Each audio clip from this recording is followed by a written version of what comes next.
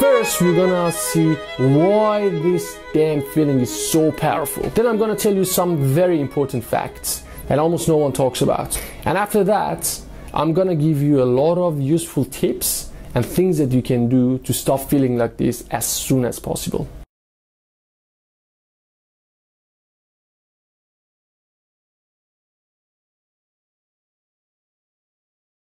It's exactly like a computer. Imagine you have a computer, you have iMac or you have PC, and media player or iTunes breaks. And if you don't have an operating manual, if you don't know how to fix it, if you can't take it to someone who fixes it for you, you won't be able to use it. It doesn't fix itself. So the brain is exactly the same. When you're going through a breakup, you need tools. You need to give your brain things to work with. So it's critical to understand the things that I tell you and start using them. So this video is a manual for you to move on from your breakup.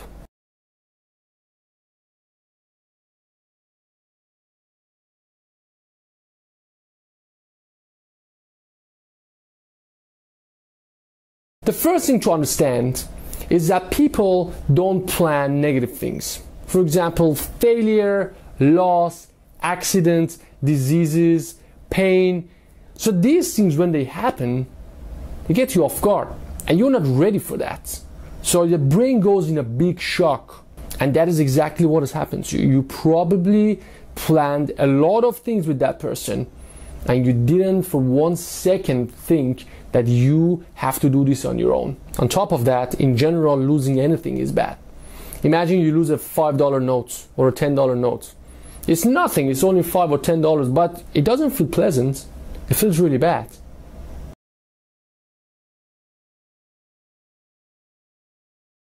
Now on top of that, every restaurant in town, every bar, every gym, every nightclub, every drive, even your car park, everything reminds you of that person. And now your brain has to deal with that as well. Now, let me tell you some really useful facts. First of all, it's not over. Even if that person said, I'm not going to see you ever again, it's not over. Even if that person said, I'm moving out from this house and from this city and from this country, it's not over. Even if that person said, I will never ever want to see you or look at you or talk to you or know anything about you, it's not over. Unless that person is dead, then it's over. See, there are two things in this life that are not reversible: birth of a child and death of a person. So unless that person is dead, it's still on. People get emotional, people get tired, people need their space, and they do craziest things. The point I'm trying to make here is that people change all the time. Are you the same person as 5 years ago? I don't think you are. And in 5 years from now, you're not going to be the same person. Same with the person who left you. He or she will change. And emotions calm down and they start to be a little more rational about it, and you will talk about it, and then things may change. So don't let your brain think that it's 100% finished, because it's not. And it's not my opinion. It's a fact. So this feeling is just a reaction. Just like touching a hot surface, you move on your hand really fast. You don't think about it. Oh, should I move my hand or not? Oh, okay, let me move it. It doesn't happen like that. This breakup feeling, this sad, depressing feeling, is exactly the same thing. It's just a reaction from your brain. So you almost don't have a choice. But if you analyze it and understand it and give your brain enough tools, you can instantly move on. And there's enough proof that you can instantly move on. Imagine right now, they call you and they tell you you have won $5 million lottery tickets. It's your money. Your whole life changes in 1 second. So the way you feel instantly changes. Now imagine after that, your phone rings and someone tells you your father has passed away. What happens? You instantly feel bad again. You instantly feel really sad. It's not your choice. It just happened. And the brain just feels like that because you lost your dad. And now imagine 5 minutes later, they call you and say, oh, it was a joke.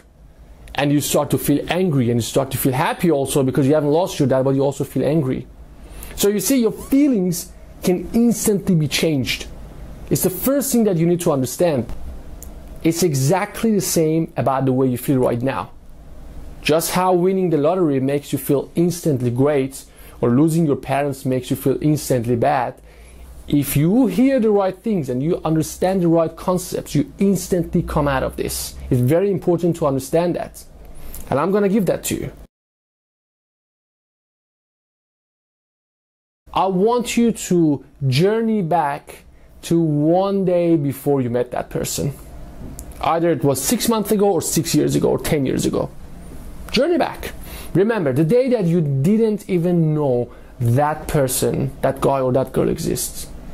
Were you feeling like this? You're probably feeling fine. You're probably feeling happy. You had no idea that all these adventures in front of you.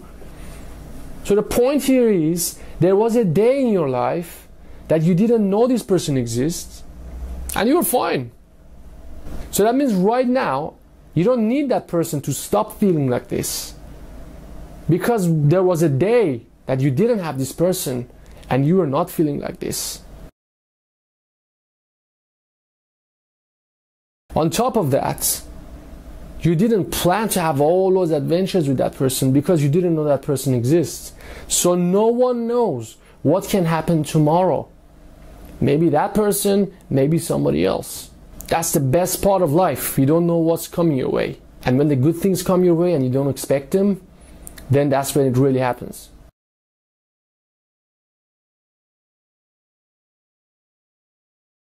The other thing that you should understand is that you are very lucky because you experienced something. You saw a side of life that many people don't get to see.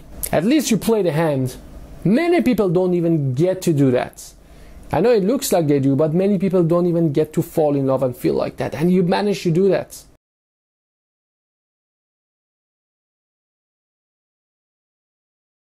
Sometimes some people say, I can never meet somebody like that again. The thing that you should remember is that you have qualities that managed to attract that person once. You're either pretty or nice or caring or cute or talented or skilled. There is something about you that managed to attract that person. I don't know you personally, so I can't tell you what it is, but I'm sure there's something about you that managed to attract that person.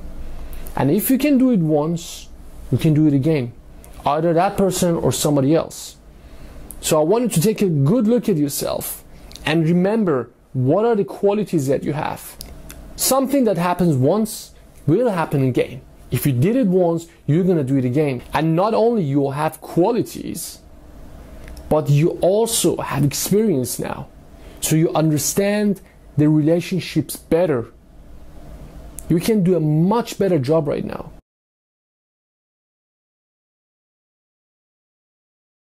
The other thing that you should remember is that shit happens. Trying to change something in the past or trying to change something that is out of our hand only makes us weaker. And ends to insanity, of course. So you should really stop trying to change things. It's already happened. The only thing that you can do is to start working on yourself. Or holding anger against that person. That person is not there. Any negative feelings that you have towards them will only cause damage to yourself. Not that person, just to yourself. Every second that you spend, I want you to think, you have two choices here. One, waste your energy thinking about bad thoughts and negative things about that person. Or two, use your time and energy to get back what you've lost, which is not feeling like this and is feeling great. So it's your choice.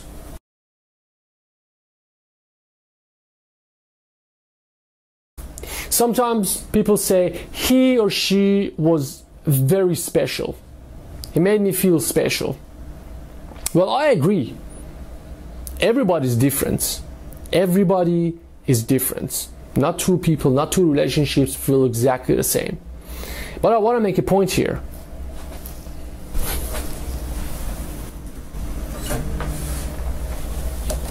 You see this guitar?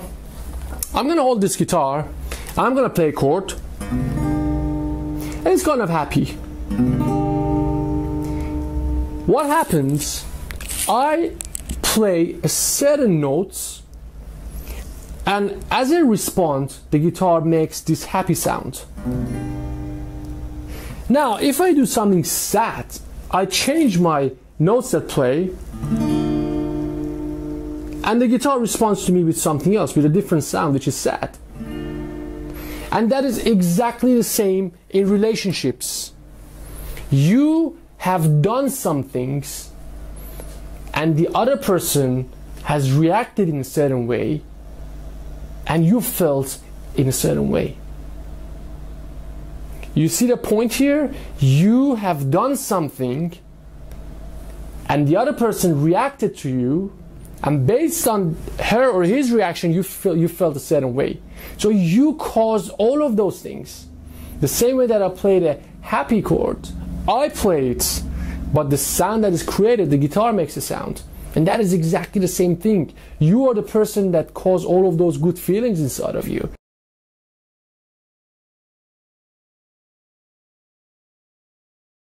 I believe in love. I believe love is great. But I don't believe love is specific for one person. It has to be between two people. Yeah, there has to be a lot of connections, but those things happen and you are a big part of it. If you're a guy and you manage to make a girl fall in love with you, you can do that again. Because you're doing some things that makes that person feel a certain way. And even if you're a lady, it's exactly the same. You have some qualities that creates that connection with some guy. So if you did it once, no matter how strong you guys were connected, you can do it one more time. I know it's something that you probably are not ready to do right now, but that's not the argument here. The argument here is that you should know you are well equipped with all the tools to create that connection with that person. I can't accept from you or anybody else telling, it's too hard. Of course it's too hard. Life has never been supposed to be easy. As I said before, life is not supposed to be fair. There are some people who are born and they don't have arms or legs. There are some people who are born and they are Brad Pitt. There are people who are born with millions of dollars who don't even appreciate it. There are people who are born with nothing and are really happy. It's not fair. Stop feeling pity. Stop feeling like a victim.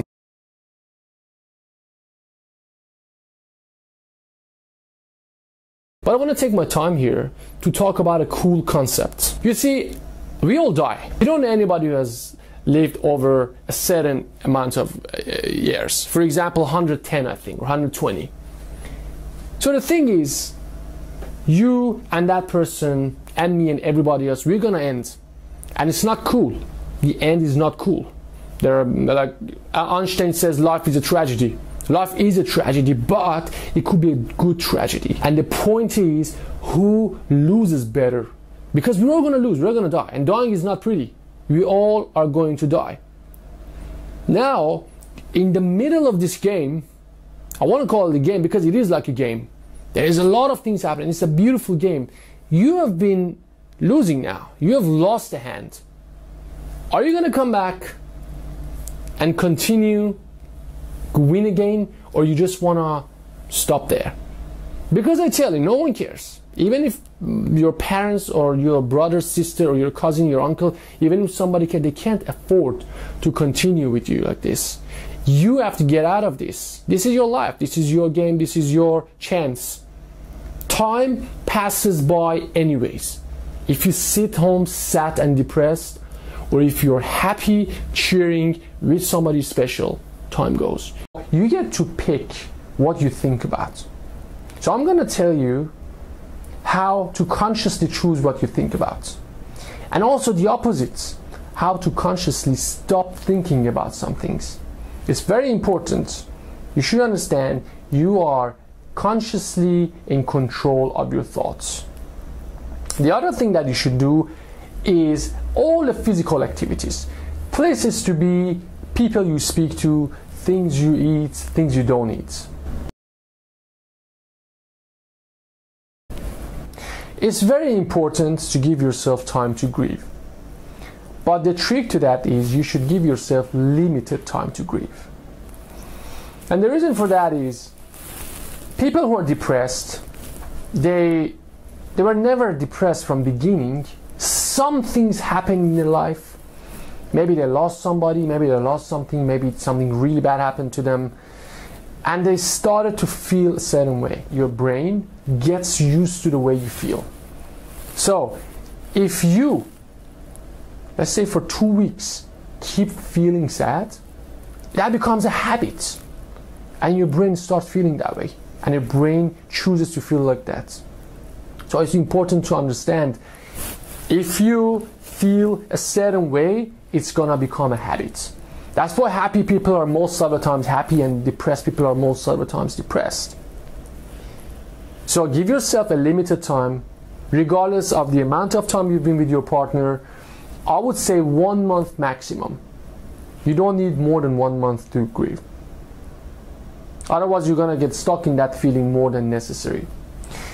The other thing is, if you stay there, if you feel sad for yourself and you avoid getting out and meeting people and being in public, you lose your chances of meeting people and you keep feeling lonely and sad. All right, the other thing that is very powerful and I want you to do is to vividly think about an alternative. For example, let's say you are not ready to start a relationship. You're really sad and you miss your partner so much. You just want to be with them for a long time. But thinking about somebody else with same personality, probably a little better qualities, maybe more friendly, maybe nicer, maybe more physically fit, does you a big favor. And now I'll explain why. The thing is, the brain regulates 2 forms of activities: voluntary and involuntary.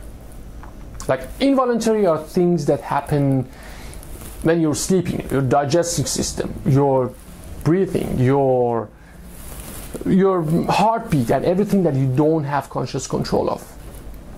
The other form of activities are conscious, like the way you think.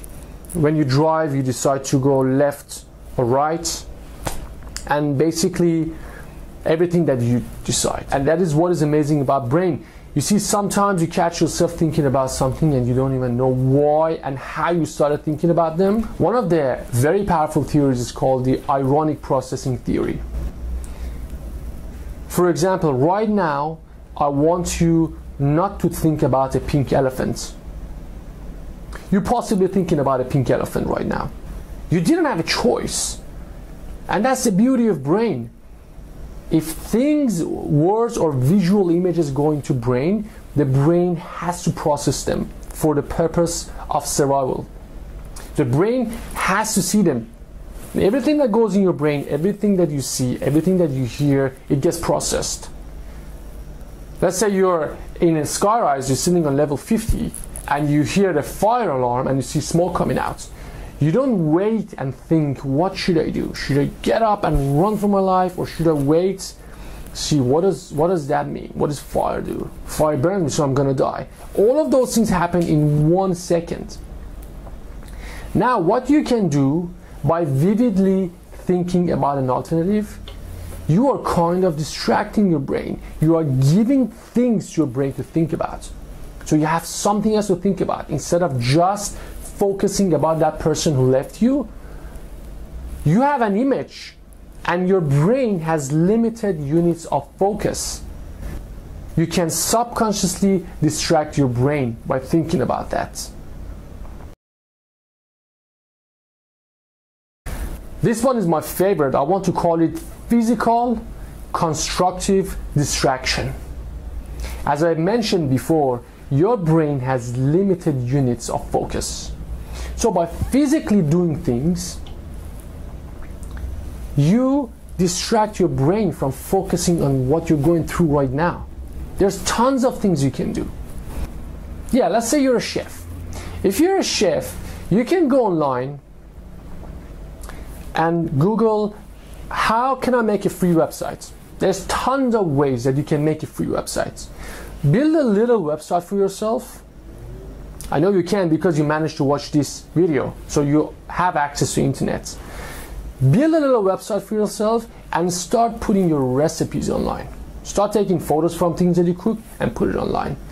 And then you can make a little blog for yourself and talk to people. People ask questions from you. You answer them. You ask questions and you start a little thing for yourself, not for the purpose of having a website, but for the purpose of distracting your brain and stop feeling this way. That's very powerful. Go on the internet and look for tickets so you can go from wherever you are to Paris, and from Paris to Spain, to Madrid or some city in Spain, and then to Switzerland, and then go back to your place.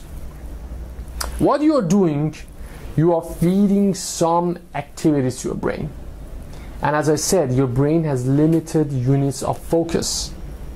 Once you are thinking about these things, once you go on the internet, once you look for different destinations, you are giving energy to your brain, you're giving things to think about.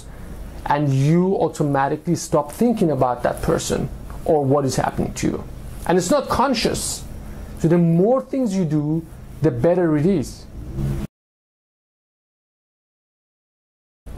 The other thing that I really want you to do is to start looking after yourself. Really, it is very unattractive that you stop living. Imagine you've been dating someone for some time and for some reason you decide to break up with them, and after a week or a month, or worse, after 6 months, you hear that they gained weight, they lost their job, they started smoking again, and they started to lose every good thing in their life. Do you feel attracted to that person? No, you probably even lose more attraction. So I want you to start doing things that you've never done. Start looking after yourself much better than before. Usually, there are two approaches after a breakup. One of them goes down, one of them goes up. I explain. I see some people, they get depressed, they lose their jobs, they gain weight, they start smoking. Sounds familiar? Or they do things that lowers the quality of their life. And depending on the person, it takes either a short time or a longer time. Now, the other group of people that I want you to be one of that, they do things that they have never done in their life. For example, I've been broken up. Someone left me for some reason. I can say, you know what? I cannot do this without that person. I'm just going to sit home and I'm going to be sad because no one tells me what to do, and I cannot live. I didn't sign up to be without that person. I want that person back. And I keep thinking about that person and I go in that mindset of loss. And what happens after some time, I realize I've lost a lot of things in my life. I lost 6 months, I lost my job, and I really gained weight and I'm not as attractive as before. That happens to most people. But I say, that person left me because there were some things that I couldn't give. There was something wrong with that relationship that she left, or he left. So what I'm gonna do, I'm gonna gain that quality and I'm gonna find somebody, or that person or somebody else. I'm gonna find that person and I'm gonna feel great again. What is the point of relationships? The thing is to know yourself. And once you realize you have flaws, you gotta fix the flaws. So I'm gonna fix these flaws. So this is your chance to improve and get much better than before. And do things that you had never done. You can become a person with some qualities that you never thought you could.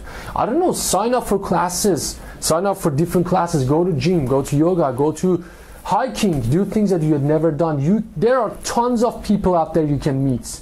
The quality of your life is in palm of your hand. You get to pick what to do. And as I mentioned before several times, no one cares. It's your life. You have to confront at some point. Take this opportunity. Use this negative feeling to improve and become the best you've ever been. Now, this one is a little more focused on guys. Sometimes guys say, I'm rusty now and I haven't socialized for years because I was with my partner, and it's a little harder for me to meet women. For women, it's a little easier. Not much easier, but a little easier. If you put yourself out there, so you meet a lot of men, you'll probably be in more interactions than men.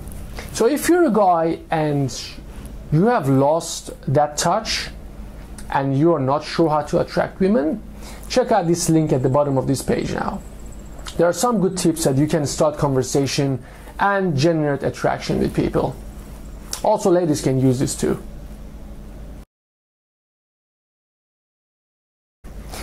I want you to remember, every second that you think about that person who left you, you are delaying your healing time. Every second that you think about that person, you are postponing this improvement. You want to feel good? Stop thinking about that person. How can you do this? This is a very powerful trick. Don't even let it start. Go visual. As soon as you start thinking about him or her, just look around, see what you see around. If there's a person, go start talking to that person. If you see a football, stop playing with the football. If there's a TV there, turn it up, listen to that carefully. If there is a lot of things around us all the time, go visual. Don't even let it start. Remember, that is your mind. You're in control of it. If you keep looking at old photos, you're just hurting yourself, because you're just giving yourself tools to stay in this state of mind and feel this negative and sad. Come on, your brain doesn't pick to go and pick that photo. It's you who's in charge. Gets better.